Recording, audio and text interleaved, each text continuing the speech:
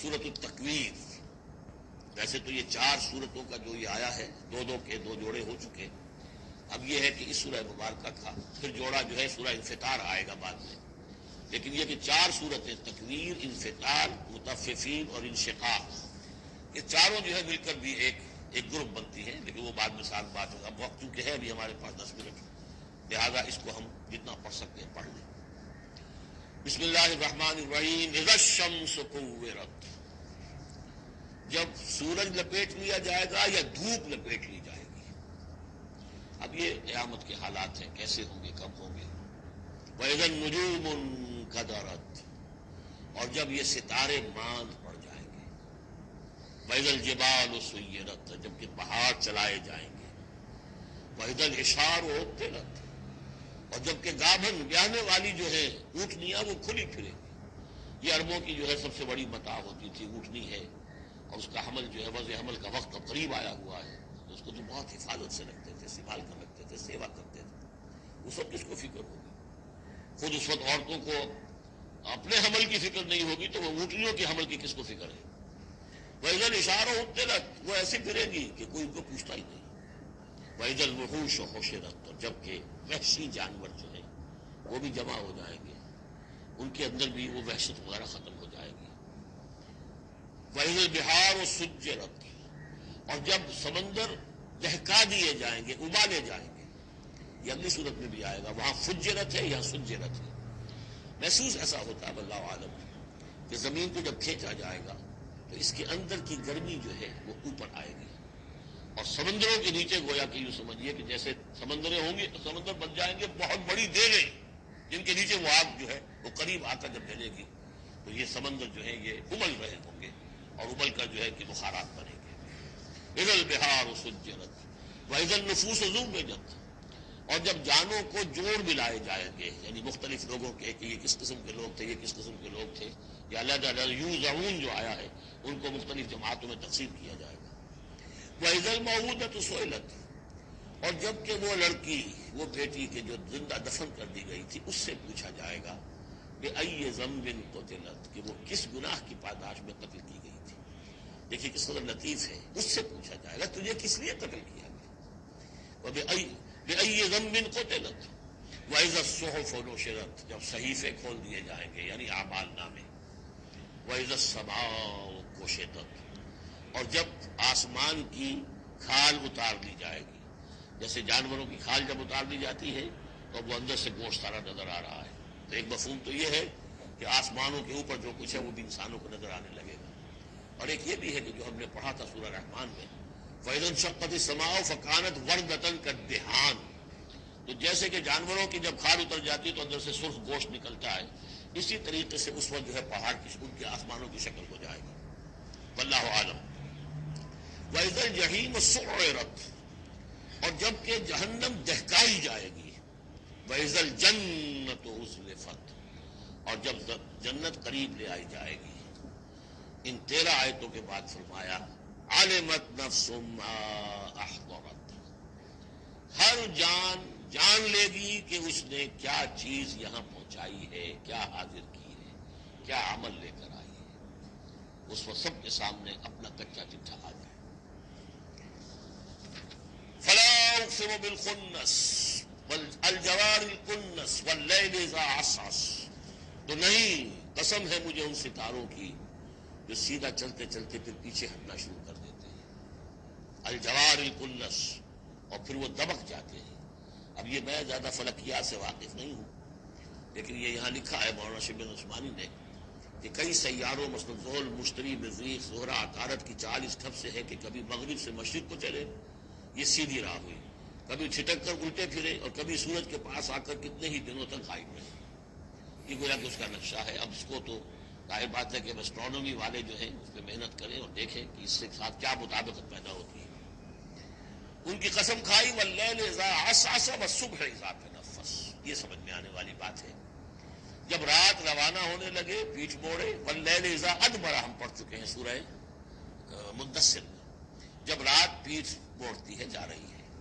واللیل اذا عسعس والصبح اذا تنفس، اور جب صبح جو ہے وہ سانس لینا شروع کرتی ہے. بہت ہی لطیف ہے. صبح کے وقت جیسے پہلے سناٹا پڑا ہوا تھا، اب یہ ہے کہ کچھ نہ کچھ کوئی کا دکھا آدمی آپ کو سڑک پہ چلتا نظر آیا، کوئی نکلا ہے، گویا کہ صبح نے سانس لینا شروع کر دیا ہے، اس کا تنفس جو ہے اس کا آغاز ہو گیا۔ وَالصُّبْحِ إِذَا تَنَفَّسَ، اب یہ قسمیں کھا کر، إِنَّهُ لَقَوْلُ رَسُولٍ كَرِيمٍ، یہ قرآن ایک بہت باعزت ایلچی کا قول ہے، اور یہاں مراد ہے حضرت جبرائیل علیہ السلام۔ اس سے پہلے سورہ حاقہ میں ہم پڑھ چکے ہیں انہ لقول رسول کریم، وہاں رسول کریم سے مراد محمد رسول اللہ ہے۔ اور سورہ حج میں ہم پڑھ چکے ہیں اللہ یصطفی من الملائکۃ رسلا ومن الناس، اللہ چن لیتا ہے، پسند کر لیتا ہے فرشتوں میں سے بھی ایلچی پیغامبر اور انسانوں میں سے بھی۔ فرشتوں میں سے چن لیا جبرائیل کو علیہ الصلوۃ والسلام، اور انسانوں میں سے چن لیا محمد کو صلی اللہ علیہ وسلم، اور ان دو کڑیوں کے اتصال سے نبوت اور رسالت جو ہے اس کی کڑی مکمل ہوئی۔ اب یہ دونوں جو کڑیاں ہیں، رسول کریم بشر یعنی محمد، رسول کریم ملک یعنی جبرائیل، اور ان کی ملاقات کا معاملہ، وہ میں سورۃ النجم میں جو معاملہ آیا تھا، افق مبین پر، افق اعلیٰ پر ان کو دیکھا ہے۔ وَلَقَدْ رَأَوْا نَظْرَةً أُخْرَىٰ عِندَ سِدْرَةِ الْمُنتَهَىٰ، اور اصل ملک کی شکل میں ایک مرتبہ اور دیکھا ہے سدرۃ المنتہا کے پاس شب معراج میں۔ إِنَّهُ لَقَوْلُ رَسُولٍ كَرِيمٍ ذِي قُوَّةٍ عِندَ ذِي الْعَرْشِ مَكِينٍ، وہ فرشتہ بہت قوت والا ہے، اور جو عرش والا ہے یعنی اللہ، اس کے قریب اس کا ٹھکانہ ہے۔ عِندَ ذِي الْعَرْشِ مَكِينٍ، بہت پائے والا، مقربین میں سے۔ مطاع، تمام فرشتے اس کی اطاعت کرنے والے، وہ مطاع ہے، سپہ سالار ہے فرشتوں کا، اس کا حکم مانا جاتا ہے۔ سمامین، اور اس کے ساتھ ہی امانت دار ہے، مجال نہیں ہے کہ کسی کے حق تلفی کرے۔ وما صاحبکم بمجنون، اور تمہارے یہ ساتھی جو ہے محمد صلی اللہ علیہ وسلم، یہ کوئی مجنون نہیں ہے۔ اب دیکھیے اس کے بالکل برعکس شکل تھی سورۃ النجم میں، لیکن وہاں بھی قسم تھی ستارے کی، یہاں بھی ستارے، فلا اقسم بالخنس الجوار الکنس، وہاں تھی والنجم اذا ہوا ما ضل صاحبکم، وہاں صاحبکم سے بات شروع کر کے اور پھر فرشتے تک لائی گئی، یہاں فرشتے سے شروع کر کے صاحبکم تک لائی گئی، عکسی ترتیب ہے، صرف کوئی فرق ہے۔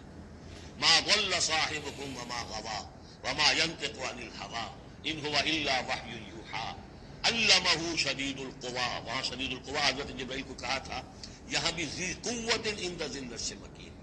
تو یہ دو کڑیے ہیں اصل میں، اور ان کا لنک جو ہے ثابت کیا جا رہا ہے کہ ان کی ملاقات ہے۔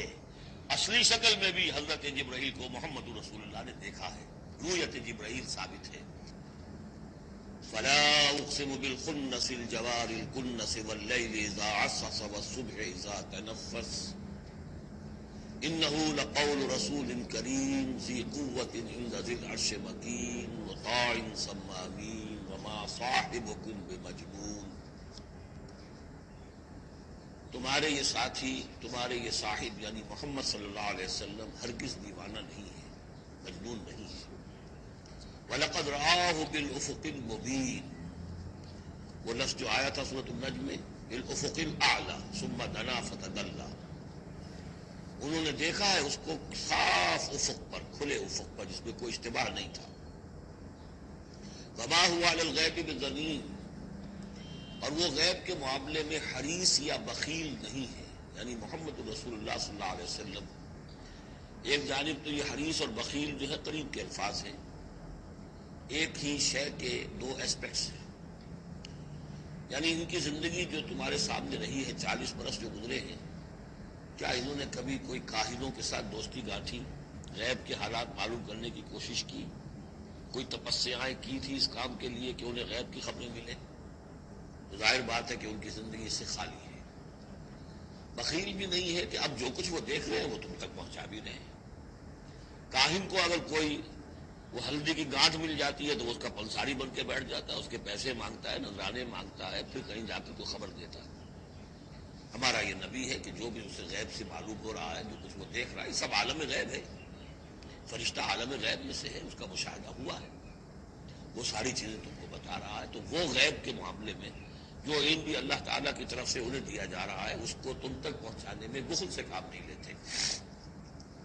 وما ہوا بقول شیطان الرجیم، اور یہ ہرگز کسی شیطان رجیم کا قول نہیں ہے، یعنی کچھ شیاطین جن تم نے سمجھا ہو کہ انہوں نے آ کر حضور کو یہ پٹی پڑھا دی ہے، معاذ اللہ، یہ سورہ حاقہ میں بھی آ چکا ہے. فلا اقسم بما تبصرون وما لا تبصرون، میں قسم کھاتا ہوں ان چیزوں کی بھی جو تم دیکھتے ہو اور ان کی بھی جو تم نہیں دیکھتے. انہ لقول رسول کریم وما هو بقول شاعر قلیلا ما تؤمنون ولا بقول کاہن قلیلا ما تذکرون. اب دیکھیے کاہن کو جو خبر ملتی تھی وہ جنات سے ملتی تھی، وہ ما لا تبصرون میں سے ہے، اور شاعر جو شعر کہتے تھے وہ خود کہتے تھے وہ ان میں سے ہے کہ ما تبصرون.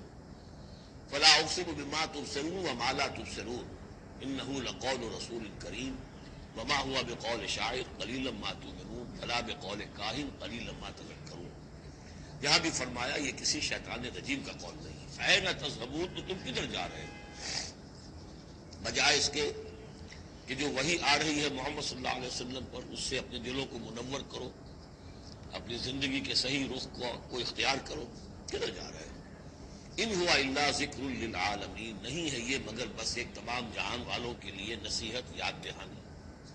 ذکر کا لفظ ہے، یاد دہانی اس کا بہترین جو ہے مفہوم ہے کہ وہ حقائق جو تمہاری فطرت میں مضمر ہیں، تمہاری روح میں وہ سب کچھ تھا، پردے پڑ گئے تھے، تمہاری توجہ نہیں رہی تھی، تم اپنی اس روح سے غافل ہو گئے تھے.